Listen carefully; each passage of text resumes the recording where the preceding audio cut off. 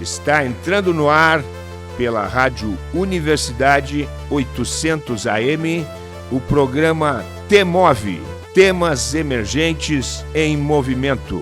O que te move? Olá! Está começando mais um programa T-Move, em sua terceira temporada.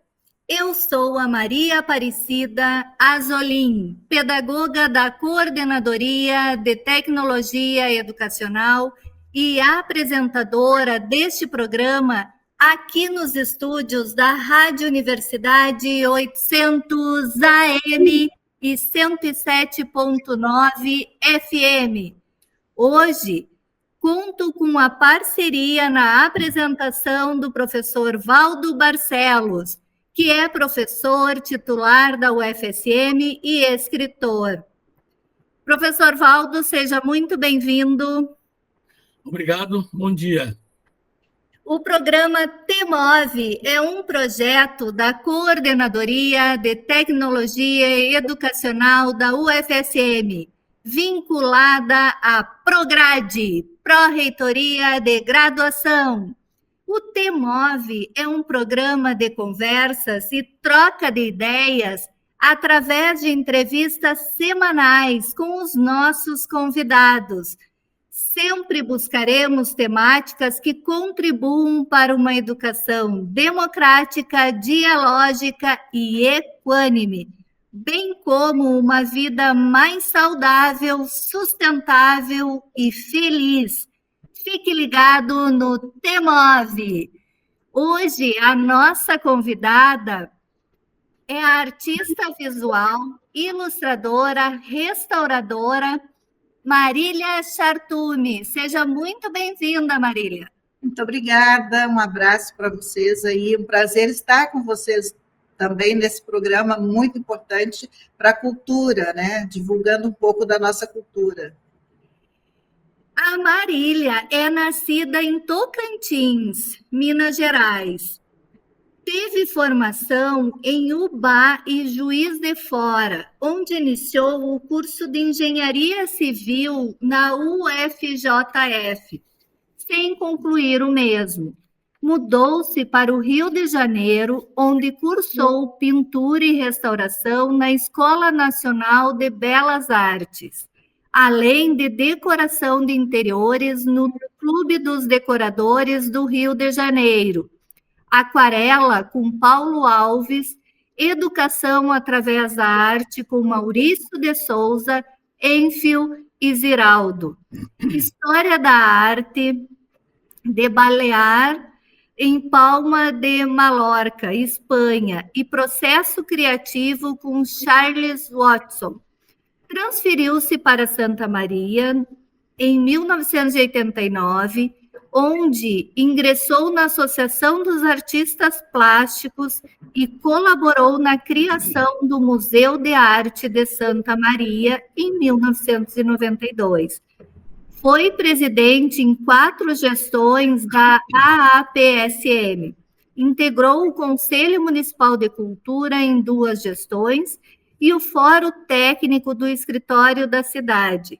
Atuou como secretária de Município da Cultura, de 2013 a 2016, presidente da Associação dos Amigos do Teatro 13 de Maio, por 2 gestões, entidade da qual ainda tem participação. Diretora do Museu de Arte de Santa Maria, de 2020 e 2024. Professor Valdo, continua? Vamos lá, que é longa a história aqui. Artista plástica desde 1979, quando recebeu as premiações em salões da Sociedade Brasileira de Belas Artes, Academia Brasileira de Letras e Associação Brasileira de Imprensa no Rio de Janeiro. Realizou desde então centenas de exposições individuais e coletivas no país e no exterior, em galerias particulares, museus, Feira Arte de Ipanema, Rio de Janeiro, através da Associação dos Artistas Plásticos de Santa Maria e junto ao ateliê Marília Chartuni, com trajetória de 32 anos orientando artistas. Em salões de arte, recebeu premiações como medalha de ouro no Salão Nacional Flumitur de Arte do Rio de Janeiro, melhor exposição individual e personalidade cultural por diversas entidades. Coordenou 4 simpósios internacionais de escultura e Encontro Internacional de Aquarela em Santa Maria, através do SESC-RS. Criou pinturas que ilustram a identidade visual de 26 festivais. Santa Maria em Dança, nos 28 anos de existência do mesmo, em uma das obras ilustrou o cartão telefônico da extinta Brasil Telecom, que se refere a Santa Maria. Como cenários, o painel de fundo de palco da ópera Cavalaria Rusticana, encenada em Santa Maria. Direção de cena da Orquestra Sinfônica de Santa Maria, com painel de fundo e direção de arte do filme Trilha Sonora, além de obras em cenários de novelas da Rede Globo de televisão. Restaura obras de artes públicas e particulares, com destaque para o mural em Membuí da Universidade Federal de Santa Maria, entre outras obras de museus e espaços públicos, civis e militares. Realiza exposições, ilustrações, né, de livros infantis para autores particulares e MEC. Colunista quinzenal do Jornal Diário de Santa Maria, escrevendo artigos sobre patrimônio cultural e participa de programas de debate de rádio, na Rádio CDN e TV Diário semanalmente. Inserções em publicações de arte como anuários, catálogos, calendários, antologias, dicionários, revistas e jornais no Brasil e exterior, além do selo da empresa Correios do Brasil, com obra comemorativa ao aniversário de 165 anos de UBA, Minas Gerais. Ufa! Bem-vinda, dona Marília. Nossa, não precisava tudo, né, ler. Mas aqui não está tudo, aqui está só uma partezinha. Tem mais. Com certeza. Marília, nós temos uma pergunta que nós estamos já com quase 100 programas e ninguém escapa dessa pergunta, que é o que dá título ao nosso programa. Marília, o que te move? Olha, eu vou te dizer uma coisa. Eu trabalho com arte há mais de 40 anos, né? E o que me move é o trabalho. Dizem para a gente assim, o que é inspiração para você? Inspiração para mim é sentar no meu ateliê ou ficar de pé, fazer qualquer coisa e tentar fazer alguma coisa dentro daquilo que me propõe, dentro do meu estilo. O que me move realmente é o trabalho. Perfeito. Então, vamos lá. Marília, tá. Além do que tu já falou, quem te move é o trabalho, né? O teu trabalho. Mas, para além disso, quem é a Marília, né, que não está nesse currículo e nesse trabalho, nesse brevíssimo currículo que a gente apresentou, e nesse trabalho que, pelo que tu já disse, toma conta de ti com muita intensidade. Quem é essa Marília? Eu sou uma pessoa que eu não sei dizer não. Então, para mim, às vezes, é um problema, né? Eu me envolvo, às vezes, com coisas muito imensas que eu penso que eu vou conseguir realizar e depois eu me vejo atrapalhada e tenho que realizar. Como, por exemplo, uma pintura fazer pinturas, 90 quadros para um casamento no Canadá e também 200 para uma empresa, uma construtora, em uma semana. 200 quadrinhos, todos diferentes. Eu já fiz 500 aquarelas para a Bolsa de Valores do Rio de Janeiro em 15 dias, para um congresso da revista Bolsa. Então, assim, eu tenho esse problema. Eu sou um problema muito sério, que eu, às vezes, não sei dizer não, e depois eu quase morro, né, para fazer. Mas eu tenho muito prazer, e como a minha mãe sempre disse para a gente, que as mulheres da minha família são 6, né? Eram 6, uma faleceu, a mais velha, engenheira, e 4 homens. E a gente, para trabalhar, para estudar, as mulheres tinham que trabalhar, os homens não, eles tinham para fora, e meus pais sustentavam tudo. Nós somos Na família tem 4 médicos, uma dentista, 3 engenheiros, todo mundo se formou. Mas as mulheres tinham que fazer curso de normal, né, que na época era o magistério, e depois dar aula ou trabalhar em outras coisas para poder fazer engenharia, para poder fazer medicina, sabe? Então, a gente foi muito sacrificado como mulheres, né? E a minha mãe dizia, nunca deixe de trabalhar. Quando eu abandonei a engenharia, ela ficou preocupada.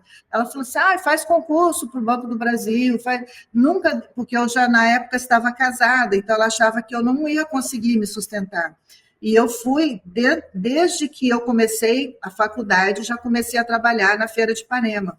Então, e sempre aceitei as encomendas bruxas, aquelas que... Escola de samba, fazia desenho para a Escola de Samba do Rio, em janeiro, então a gente vai entregar em fevereiro. Tudo isso eu me envolvi. Então, eu sei que eu sou uma mãe de família, criei 3 filhos, e muitas vezes eu deixei, por exemplo, fazer concursos, né? Porque eu queria trabalhar em casa, eu queria ter meu ateliê e criar meus filhos. Então, eu me privei de entrar na academia, de fazer um concurso, porque eu vim do Rio de Janeiro com 2 filhos, para Santa Maria. Eu fui chamada para me inscrever no curso de História da Arte, no curso de Desenho Industrial, mas eu não consegui fazer, porque eu falei, vou deixar 2 filhos numa cidade estranha, que eu não conhecia ninguém, e me enfiar na universidade, que teria sido maravilhoso, mas eu optei por criar meus filhos e fazer um trabalho pessoal. Então, meus 3 filhos, homens, 2 são médicos, um é empresário em Minas, eu fiz um trabalho que eu acho que valeu a pena com a família, né? E vim de 2 casamentos, né? Tenho 2 filhos do primeiro casamento e o segundo do segundo casamento, que eu vivo há 35 anos junto. Alô? Que legal! A vida é feita de escolhas, né? E por que essa troca da engenharia civil pelas artes visuais? Na época, eu era namorada, depois me casei com um engenheiro.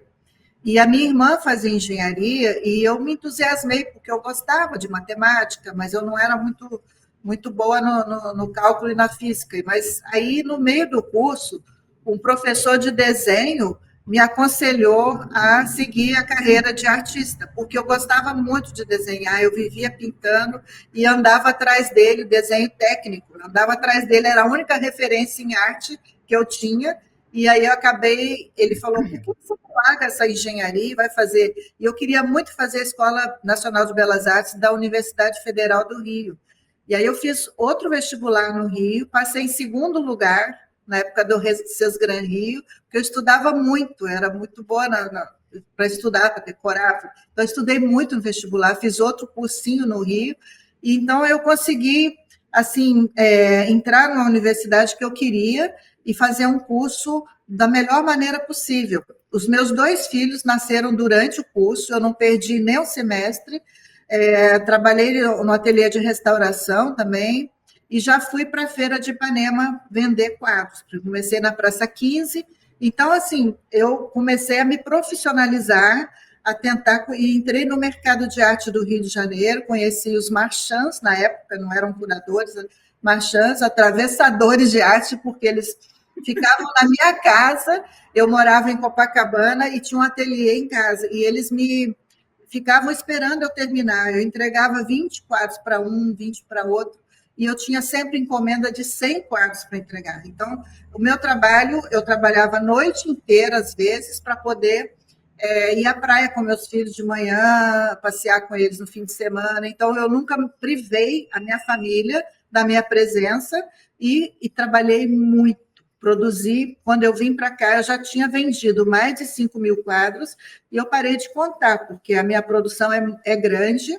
Eu trabalho com várias galerias de arte aqui do Rio Grande do Sul, tinha contratos com galerias do Vitória, do Espírito Santo, Rio de Janeiro, mas vindo para cá eu perdi um pouco e fiquei mais para o mercado do Rio Grande do Sul. Marília, é difícil não fazer uma pergunta antes da pergunta que a gente mais ou menos tinha assim, a gente mais ou menos faz um roteiro, né? Mas é um roteiro aberto, porque é mais ou menos assim como roteiro de viagem, né? A gente faz um roteiro, mas às vezes na metade do caminho a gente muda um pouco esse roteiro, né? Mas assim, pelo que tu fala, né, tua maneira de trabalhar, com certeza tu trabalhou em casa e trabalhou muito mais que se tu tivesse feito um concurso, como a tua mãe sugeriu, num Banco do Brasil, ou mesmo indo trabalhar numa outra empresa, ou até mesmo num outro órgão público, né? Porque, na verdade, tu trabalhando em casa, ainda mais assim, lidando com o processo criativo, tu não ia parar às 12 horas ou às 11h30 para recomeçar 1h30, né? Como se faz, às vezes, num trabalho, né, do tipo tradicional, né? Isso mostra também, escutando, né, a tua fala, a ideia muitas vezes que as pessoas têm do artista, né? O artista é um sujeito folgado, né? Porque vê o artista às vezes ou numa exposição de arte, num lançamento de livro, ou numa peça de teatro, ou num filme, e aquilo ali às vezes é um cenário, né? E esse artista trabalha muito fora desse cenário, mas muito, muito mesmo, né? Enfim, né? Mostra assim realmente precisa querer mesmo isso, desejar mesmo, porque senão é muito trabalhoso, ocupa muito tempo. Mas Marília, voltando aqui para a nossa entrevista, continuando, e sobre o MASME aqui em Santa Maria, como é que foi? Chegou aqui em Santa Maria, aí tu foi, né? Já conhecia certamente algumas pessoas, mas enfim, como é que se deu, né? Essa tua chegada no MASME, essa instituição assim tão importante, já tradicional aqui da cidade, e fala um pouco para nós assim do teu trabalho nele, como é que está te sentindo e enfim. Sim, o MASME, eu participei, como disse, da criação do MASME em 1992. E durante todo esse tempo eu fui da Associação dos Artistas, e a gente sempre fiz várias exposições aqui, fiz 2 individuais, participei de várias coletivas, quando eu fui secretária, o MASME sofreu um sinistro, né? Foi destelhado. E a gente depois conseguiu fazer uma reforma, antes que eu terminasse o mandato do prefeito Stirmer, a gente conseguiu uma reforma para fazer o piso e o telhado, porque eu disse que eu não iria sair da secretaria enquanto não arrumasse o MASME. Então, eu tenho um carinho muito grande, eu tenho assim, um trabalho de muitos anos aqui dentro do MASME, e depois eu fui chamada, na época, no segundo mandato, aliás, no primeiro mandato, na pandemia, do governo Pozobon, eu fui convidada pela secretária Rose a assumir a direção do MASME. E eu fiquei muito feliz, porque, na verdade, é um lugar que eu sempre gostei de ficar, de trabalhar, e nós aceitamos isso aí. Entrei aqui no MASME numa época em que não podia fazer exposição presencial. A gente entrou aqui, não tinha nada pendurado na parede, não tinha uma escultura, porque tudo foi recolhido, porque não podia ter visitação. O que nós fizemos? Comecei a fazer um trabalho virtual, montamos todas as exposições que estavam previstas no edital e montamos todas fisicamente, e criei um mercado de arte no hall para incentivar os artistas a venderem obras. Então, a gente vendia ou pela internet ou as pessoas vinham individualmente para comprar. Então, assim, os artistas que estavam presos dentro de casa, que não tinham onde escoar a produção, a gente trouxe para aqui, para o museu. E nós criamos esse mercado e consegui vender bastante obras de artistas locais, que estavam paradas no ateliê, né? E durante esse processo, a gente começou a trabalhar com as redes sociais, e foi muito proveitoso, porque todo mundo ficou, assim, visitando o MASME virtualmente, mas com interesse em vir aqui, né, conhecer o local. Aí a gente conseguiu depois continuar com as redes sociais e montando as exposições, fazendo outros editais, trouxemos de volta o Salão Latino-Americano, e também nós conseguimos a pintura predial através do Exército, que veio fazer um curso de pintura predial e segurança do trabalho, em contrapartida, a prefeitura pagou as tintas e eles fizeram toda a pintura do MASP. Eu criei o visual, identidade visual do MASP com essa parede vermelha, fazendo referência a outros museus importantes, como o MASP, né? Então, quem desce a Avenida Rio Branco, a Avenida Presidente Vargas, vê de cara esse vermelhão aqui, né?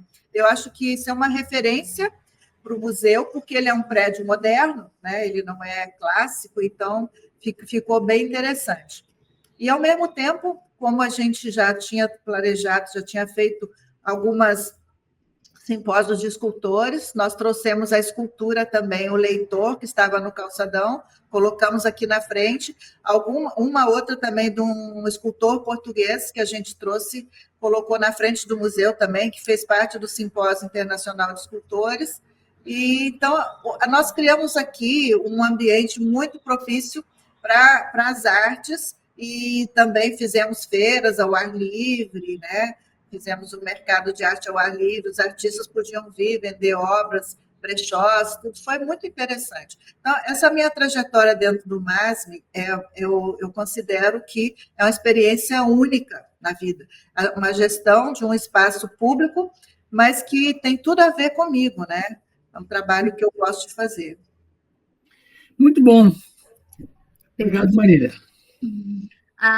Só voltando um pouquinho no comentário do professor Valdo, aquela expressão assim, ó, tu só escreve, ou tu só pinta e não trabalha, né? Como eu acredito que eu escrevo. Então, assim, ó, até um texto ficar pronto, quanto tempo, quanto estudo, quanta leitura, né, dedicada até o produto final. Então, realmente, existe um preconceito, como se as artes fosse algo fácil, algo que é só chegar ali e pintar ou só ali escrever. Existe todo um processo, né, nesse percurso.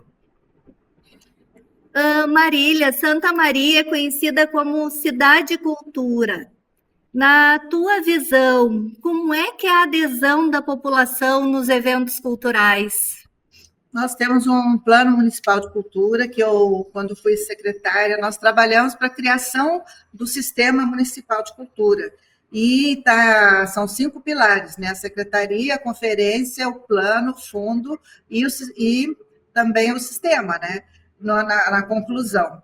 O sistema e a Secretaria de Cultura, né? E o sistema, ele engloba tudo, porque nós temos em Santa Maria muitos segmentos importantes. Às vezes a gente nem dá a importância, não dá assim, a devida importância que tem, né? Por exemplo, bandas de garagem, né? Bandas que existem milhões aqui, né? Milhares. São muitas manifestações religiosas, né? Nós temos povos de terreiro, e nós temos na música, na dança, nas artes visuais, um problema muito grande, que é a formação de plateia, que ela está inserida no plano, né? Esse é um dos objetivos do plano. E nós temos produção muito grande em Santa Maria, a produção é enorme, você vê quanta gente fazendo arte, fazendo cultura, mas nós não temos plateia para tudo isso. E já falando nas artes visuais, que nós, por exemplo, não existe galerias de arte, não existe um espaço que as pessoas possam vender suas obras. Existem coletivos, existem pessoas que colocam seus trabalhos em espaços próprios, né? E shoppings, tudo alternativo, mas não existe comércio de arte aqui. E eu vejo que os artistas, eles são empresários de si mesmos. Não existem pessoas que são especializadas em curadores que trabalhem com artistas tais.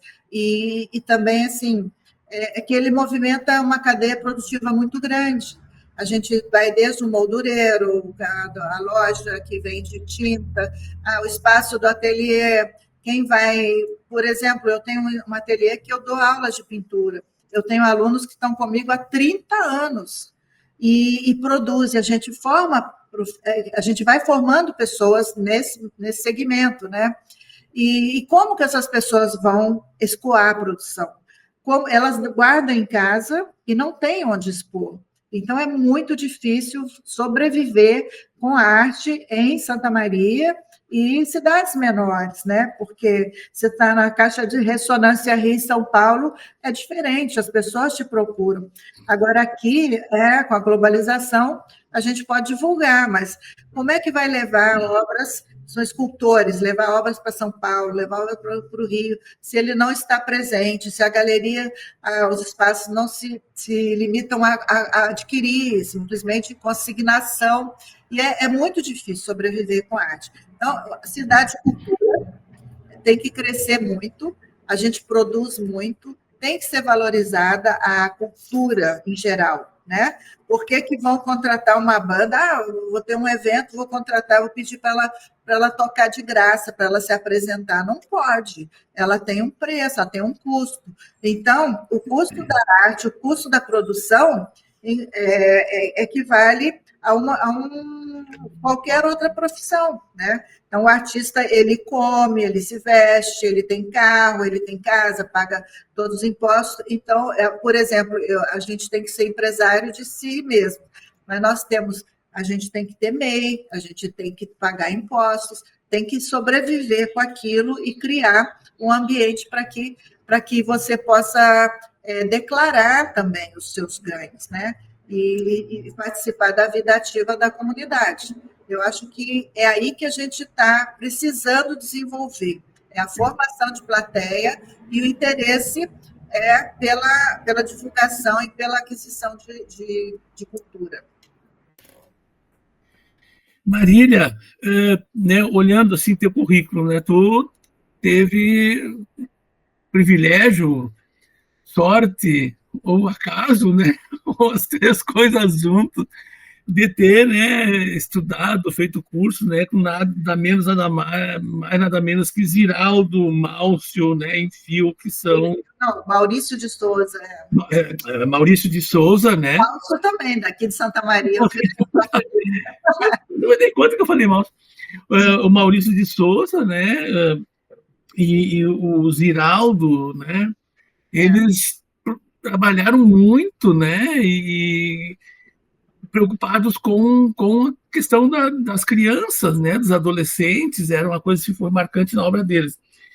Então, pegando aí esse caminho, o que tu acha assim, que poderia ser feito, um pouco mais do que tu já falou, no sentido assim de convidar, né, incentivar que as crianças, os adolescentes, os jovens participassem desses momentos de cultura, né, desses eventos, às vezes, que fica, tipo assim, parece que acontece, depois que acontece, as pessoas ficam sabendo, né, mas, enfim, além disso, como fazer esse convite e chamar a atenção deles, porque, às vezes, eles estão noutra, como você diz, né, e a gente está preparando um evento, uma atividade, e não consegue essa conversa, né, com aquelas pessoas que a gente quer que olhem para a nossa obra, que olhem para a nossa produção.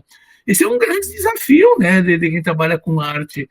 A gente sempre faz uma arte esperando que ela chegue a alguém, né, e, claro, faz para a gente também. Mas para chegar a esse alguém, a gente precisa tocar nesse alguém de alguma forma, né? Como é que tu vê isso assim aqui em Santa Maria?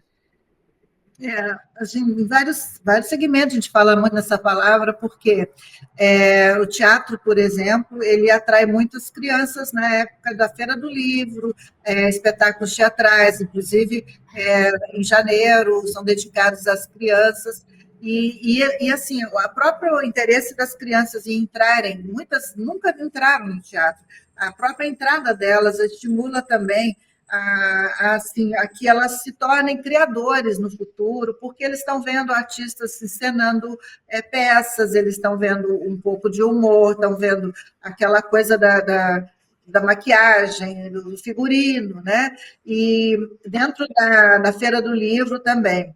Eu vejo assim que as escolas são as responsáveis, mas não são as principais e as únicas. As famílias têm que ter esse cuidado, né, de mostrar. Aqui no museu a gente recebe muitas escolas e a gente procura fazer uma mediação própria para as escolas, inclusive com workshops, as crianças sentam, elas interpretam as obras, como a gente vê em todos os museus do mundo, né? As crianças fazem perguntas, e tudo isso é um interesse muito grande das instituições para atrair, né, maior número de crianças, porque elas são os formadores de opinião, elas levam para os pais, a gente sempre diz assim, olha, vocês vêm com a escola, mas podem voltar depois, no final de semana, a gente pode marcar grupos assim grandes, vocês podem vir nas férias e trazerem os pais de vocês, os amiguinhos. Eu acho que é importante que eles continuem nesse processo.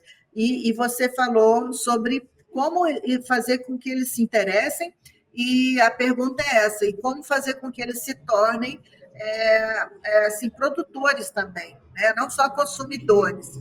Porque quando, assim, por exemplo, nós temos aquela cosplay, né? Que nós temos aqueles festivais que as crianças, adolescentes, eles têm muito interesse na cultura oriental, né? Japonesa, coreana, e isso aí é uma moda atual, né? Que os mangás, as revistas, e a gente vai vendo a exposição. Estive agora no Descubra, lá participando como no estande da prefeitura, e eu fui visitar a Escola de Artes, né, Artes Visuais da universidade. Então, a gente vê trabalhos de jovens que estão entrando na universidade, e a tendência deles é fazer um pouco, não só o surrealismo, mas aquela coisa fantástica, né, de quadrinhos, e é um segmento também que eles podem seguir, quer dizer, eles podem continuar fazendo, que é a ilustração, e também um pouco a tendência a chocar, sabe? Aquela coisa de você fazer alguma coisa que choque, mas não sair um pouco da mesmice, né? Representação da realidade. Então, eles utilizam muito o fantástico e às vezes valorizam mais essa questão do fantástico em detrimento do real. A gente sempre fala, por exemplo, eu falo para os meus alunos, nenhum artista começou como Picasso, um artista de sucesso, né? Porque ele começou fazendo certo, para depois deformar. E não é alejar. Você não pode alejar, você deforma. Mas ali existe uma estrutura, ali existe a estrutura, existe o osso, existe o músculo, mas de uma forma que o artista está vendo. Ele tem uma formação. Então, assim, eu acredito que a melhor saída é a educação e o convívio com a arte e a cultura diuturnamente. Não pode ser eventualmente como é na Feira do Livro. Tem que estar sempre visitando livrarias, galerias, visitando bibliotecas, né? Participando de palestras, assistindo espetáculos, e isso depende não só da escola, como das famílias. Quando o entrevistado é muito... sei lá que expressão usar, mas a gente fica querendo fazer muitas perguntas, né? Tu tá falando isso que tu falou agora, né, do artista, às vezes são muitos e muitos anos de trabalho, né, para conseguir chegar naquele lugar. E, na verdade, isso é assim para muita coisa, tem que ter dedicação mesmo, né? E esses dias eu estava vendo uma entrevista, eu gosto muito de assistir entrevista, e o entrevistado era o Michel Teló, né, esse rapaz da música. E aí o entrevistador perguntou para ele, mais ou menos assim, né? Mas como é que foi essa tua explosão de sucesso? Isso aí, assim, de uma hora para outra. Foi com aquela música, se não me engano, né? Ai, se eu te pego, uma coisa assim, né? Que alguns jogadores de futebol, né, dançaram a música. Aí ele foi, puxa vida... não foi assim, de repente, faz 20 anos, 19 anos, que eu canto em aniversário de parente, eu canto em tudo que é lugar, falo boa noite, ia à noite onde me convidavam, né? E então, 19, 20 anos de muita dedicação.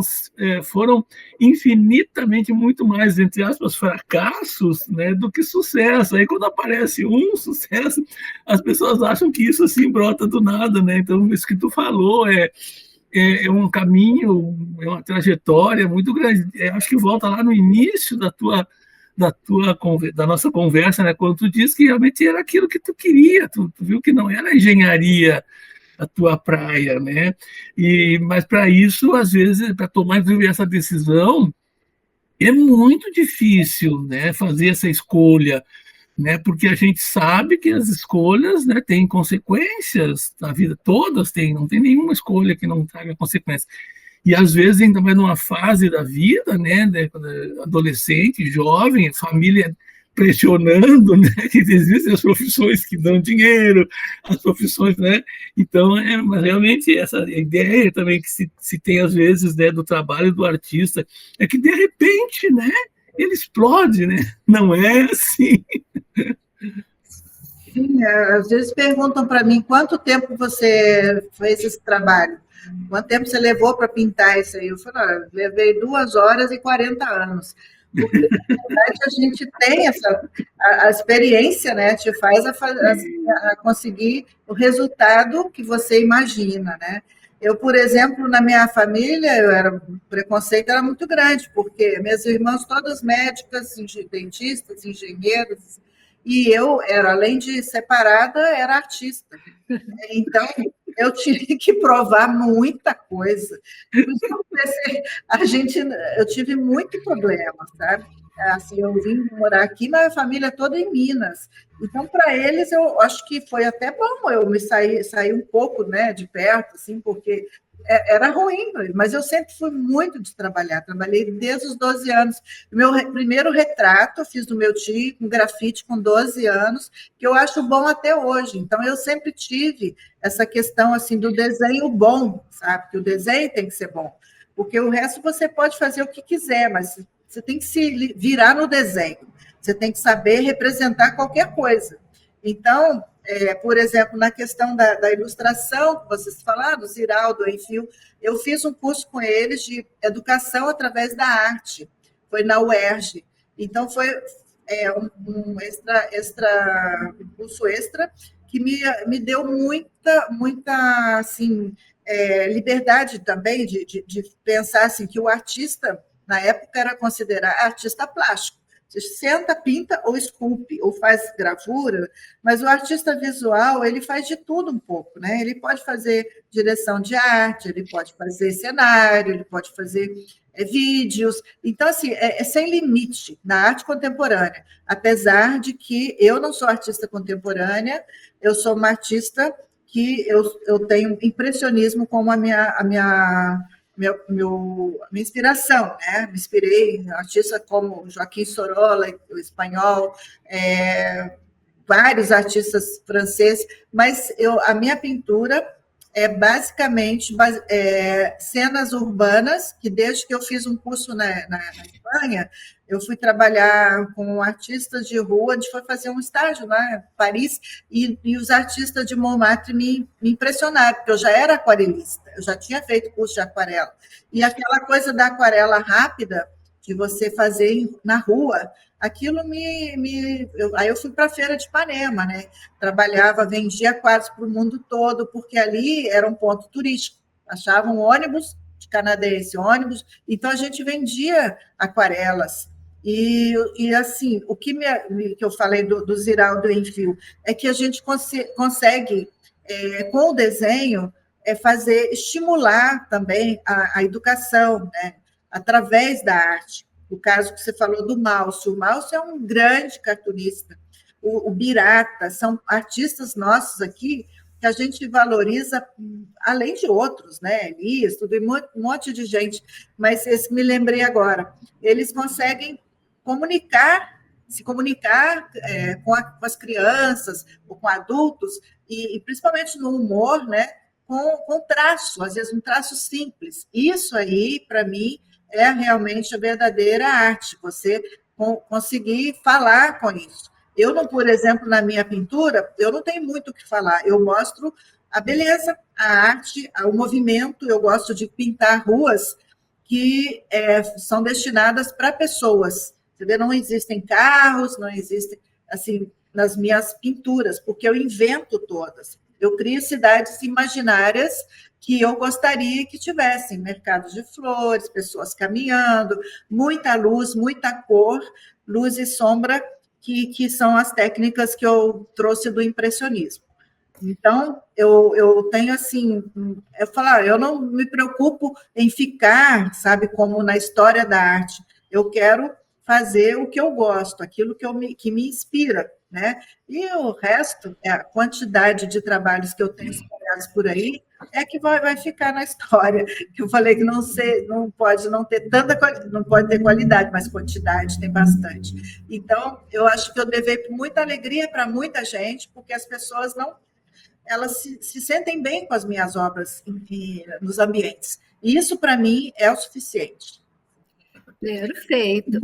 Até, Marília, nós tivemos aqui no TEMOV o chargista, cartunista Santiago Neutair Abreu, e tivemos também o aquarelista Caetano Cury, do Theo e o Minimundo. Foi assim, muito, muito legal. Mas eu queria te perguntar assim, tu disseste que aos 12 anos, né, pintaste com grafite, né? A gente ouve assim, no senso comum, que é dom, a pintura é um dom, ou todo mundo, se dedicasse, pode tornar-se um pintor, ou já nasce. Como é que tu vês essa questão? Eu acho que assim, o desenho é um dom, porque tem gente que já desenha desde criança, mas se não desenvolver, vai ficar com desenho de criança a vida toda. Então, assim, eu acho que tem que estudar, o desenho se aprende, existem técnicas para ensinar, mas tem artistas que eles são artistas natos, a gente vê a diferença, sabe? Você conhece quando é um artista mesmo ou quando ele foi um aprendiz que se deu bem, né? A diferença você vê, por exemplo, Rodin, Camille Claudel, ela foi aluna dele, mas quem ficou mais famoso foi o Rodin, porque ele foi o gênio. Ela era uma artista fantástica, né, na escultura, mas ela foi aprendiz, ela aprendeu com ele. Eu estive agora no Canadá e eu fui numa sala, num dos museus, que é um museu importante lá do Canadá, e que tinha uma sala que era o Rembrandt e os seus alunos, né? Então, você olha assim, você sabe exatamente quem é aluno e quem é o mestre, né? Porque ele realmente é diferenciado. Então, eu acredito que o talento ele tem que ser valorizado e desenvolvido. Agora, para ser pintor, escultor, você consegue aprender, mas você tem que ter um feeling, você tem que saber e pensar assim, olha, que aquela arte ali não é para você fazer bonitinho para pendurar na parede, você tem que desenvolver, tem que trabalhar muito em cima daquilo para você ter uma identidade. A artista tem que ter identidade e muita produção. O Picasso, por exemplo, ele comia um peixe, tirava a carne do peixe, pegava a espinha, ia lá correndo no ateliê e imprimia numa cerâmica. O que ele fazia? Ele vivia a arte. Ele passava o tempo todo trabalhando. Ele estava comendo, ele estava pensando, estava trabalhando, ele nem terminava de comer, a cerâmica estava molhada, ele ia lá, imprimia e voltava, depois queimava. Então, assim, eu acho que o artista ele não pode ser eventual, ele tem que ter uma produção grande. Porque quando você faz, por exemplo, não é todo dia que você faz uma Mona Lisa, né? Então, é uma obra, você faz 500 para sair uma mais ou menos, sabe? Então, a produção, eu não acredito em artista que fala, eu vou pintar um quadro porque vai ter uma exposição tal. Eu acho que você tem que pintar uma série e tirar um quadro para aquela exposição, entendeu? Você tem que ter esse compromisso com o trabalho e a produção grande. Bom, Acho que tu já falou um pouco também, né, Marília? Mas eu queria assim que tu, de repente, desse mais uma pincelada aí sobre esse teu processo criativo, né?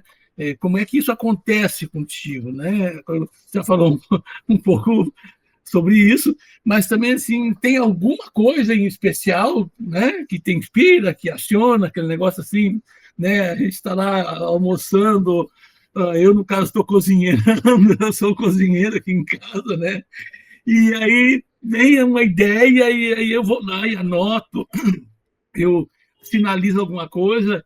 Como é que se dá o teu processo, assim, inclusive para essa produção tão intensa que tu tem? Sim, é um processo que ele é meio um pouco intelectual, porque e ao mesmo tempo é de experiência. Eu trabalho muito na mancha, eu tenho muita influência da técnica da aquarela. Então, quando eu pego uma tela, que nem eu fiz outro dia, uma tela a gente faz em pouco tempo, né? A gente leva pouco tempo. Eu fui no Canadá e fiz algumas pinturas impressionistas e outras encomendadas, como paisagens de lá, ou da Grécia, ou de Londres, mas encomendas de lá. E eu fui pintar lá. Só que o meu processo criativo, ele inicia na mancha. Daquela mancha, eu descubro o que eu vou colocar ali. Por exemplo, nas cores, nas luz e sombra, mas eu já vou pensando mais ou menos o que vai acontecer naquela pintura, e vou acrescentando detalhes, por exemplo, elementos comuns às cidades, né? Como a perspectiva, os edifícios, as pessoas, as árvores, os mercados, os toldos, aquilo tudo que eu acho que vai fazer uma composição bonita.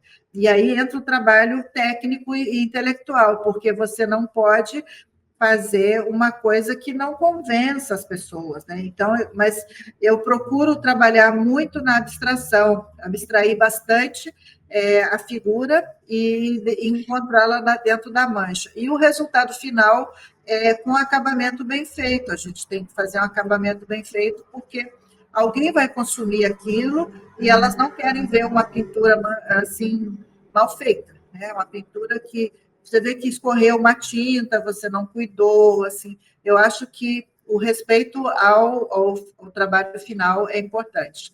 Então, assim, o meu processo criativo, ele é muito baseado no aquilo um pouco nonsense, porque eu não tenho muita convicção do que eu vou fazer. Ele sai da mancha, mas, ao mesmo tempo, ele vai surgindo durante o processo. Legal. Marília, tu participas do projeto Rede Básica, que é coordenado pela professora Regina e que tem financiamento do MEC. Como ilustradora, nos conte um pouquinho dessa tua experiência, do teu trabalho junto com o Rede Básica. E o SSM MEC. Inclusive, eu tenho aqui alguns trabalhos. Eu comecei com o Marcelo Schmidt, ilustrando o livro dele. E ele apresentou para o MEC um projeto, né? E foi aceito, e ele me convidou para fazer essa ilustração. E como a gente sabe que, hoje em dia, a ilustração, um pouco pela inteligência artificial, é muito simples fazer uma ilustração de um livro, basta colocar o título e o que é o tema, o que vai acontecer, os aplicativos, né? Eles fazem inteligência artificial. Chat GPT, escreve, então a gente tem várias maneiras de fazer. Agora, o processo de fazer manualmente, pintar, fazer uma aquarela, fazer um trabalho artístico, né, como a gente faz aqui, olha, aqui não dá para ver direito, mas na minha frente aqui, você vê, é uma pintura, não é só a ilustração, é uma pintura e ela pode ser moldurada, ela pode ser guardada, ela pode ficar para o escritor ou para o próprio artista, ilustrador. E esse trabalho eu comecei a fazer porque ele submeteu o projeto ao MEC, né, ao Rede Básica, e foi aceito, e eu entrei no conjunto, né, porque eles têm ali os arranjadores, eles têm o cara que faz o arranjo, né, a música e a letra, e é um processo muito grande, porque é um livro que ele é cantado, né, ele é musicado, e, ao mesmo tempo, ele tem uma obra de arte junto. Eu acredito que tem um valor muito grande por causa desses profissionais que estão ali inseridos. Eu agora recebi também mais 3 livros para ilustrar, de particulares, assim, das pessoas que querem ter alguma coisa diferente do que está se fazendo hoje como ilustração. Eu tenho visto muita coisa feita no computador e a gente sabe que não foi o artista. Tem ilustradores que são gabaritados. Eu nem sei fazer isso, eu nem sei fazer na internet, mas tem pessoas que são craques nisso aí e eles fazem. É só botar o título lá e cria personagem. Agora, é muito difícil você criar um personagem que tenha, assim, aquela coisa do... É diferente do Ziraldo, que já tem lá o Menino Maluquinho, tem o Pererê, a Turma do Pererê. Ele já tem essa linguagem. Agora, eu não sou uma ilustradora, eu não sou uma cartunista, que nem o Enfio, que fazia lá o Bode, Francisco Orellana, o Maurício também. Eu tenho que criar para aquele livro, sabe? Então, mas eu penso numa linguagem bonita, que agrade as crianças e que seja uma obra de arte. Então, é nesse caso que eu entrei nesse processo. Ai, que legal! E o Rede Básica, até para que os nossos ouvintes compreendam a enormidade desse projeto, coordenado pela professora Regina, que é a incansável na busca de artistas, de escritores, de professores, porque ele é destinado à educação básica. O grupo, né, os participantes do projeto, estão preparando material de audiovisual impresso, né, que são os livros, para a educação básica com selo do MEC, e que vão ser com distribuição gratuita. Vai começar com 3 coordenadorias, que são as pilotos. Então, assim, realmente é um projeto que dá orgulho de participar, né? É um projeto muito bonito. Professor Valdo? Então, eu imagino, não sei, Aparecida, nós estamos nos encaminhando para o final, né? Mas antes de eu fazer a minha última pergunta, eu queria pedir permissão, Marília, para me exibir para o professor Aded, que eu estou te entrevistando, tá? Os dois não dá. Eu vou me exibir para ele. Mas, então, Marília, assim, ó, tu falou, né, do teu trabalho com a aquarela, assim, e aí isso foi assim, como é que aconteceu? Foi uma escolha? Tipo assim, estava, né, fazendo opções e apareceu essa possibilidade, ou ela já era uma coisa assim inscrita aí biotericamente, biosfericamente no teu espírito, na tua alma de artista?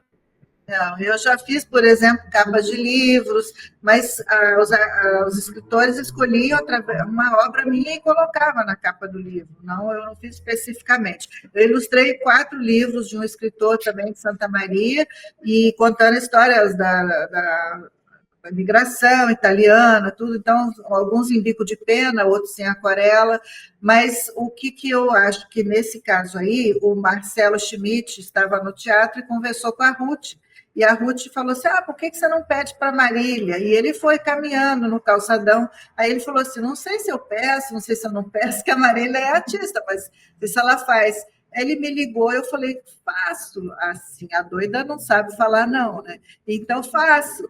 Aí, depois, eu vou estudar, eu vou ver o que eu vou fazer.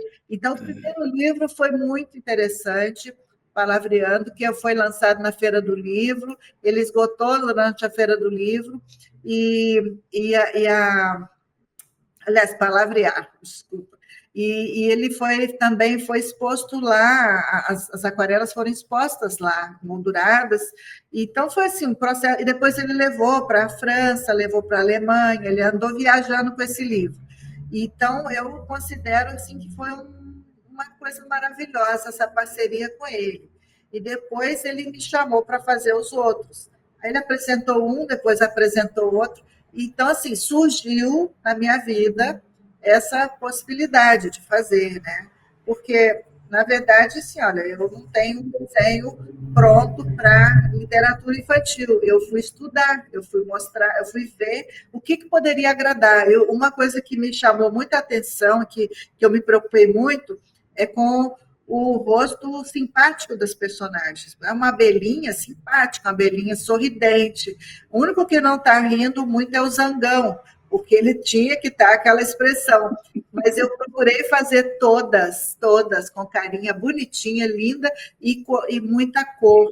Eu acho que o objetivo é atrair as crianças, que as crianças olhem e fiquem um tempo, porque eu sou muito visual, eu sempre olhei muito revista, eu sempre olhei muito, porque eu gostava muito da figura humana, eu desenhava tudo, mas sempre tinha o visual, eu sempre me preocupei mais com o visual do que eu tinha uma memória fotográfica.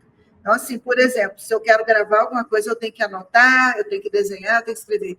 E eu aprendi, eu fiz cursos que eu escrevi tudo que o professor falou, porque senão eu durmo.